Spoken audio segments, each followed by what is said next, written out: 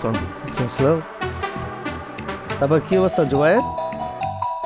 এই তো ভাই আপনার দোয়া। আপনার শরীরটা ভালো তো ভাইয়া? শরীর কি আর ভালো যায়? ওই যে কুমার উপরে দখল। কাল রাত প্রচুর ব্যথা করেছে, তাই ঘুমাতে পারি। ভাই একটু ঠিক মতো রুটিন মতো করেন, মানে খাওয়া দাওয়া রুটিন মতো করেন, তাহলে ঠিক হয়ে যাবে। থাক সেই সব কথা, লগে আবার দুজন পোলাপান নিয়ে আসছো। শোনো, তোমাকে যে কারণে ডাকছি।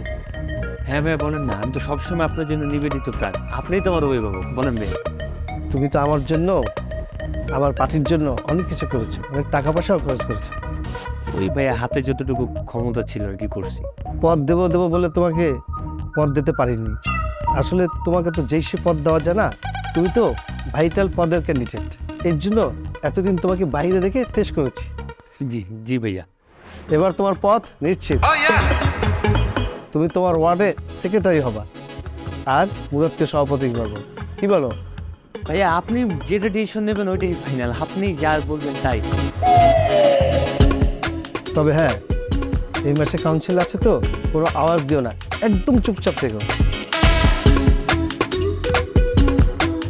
তোমার পদের ক্যান্ডিডেট কিন্তু অনেক, সবাইকে বাদ দিয়ে আমি তোমাকে দিচ্ছি।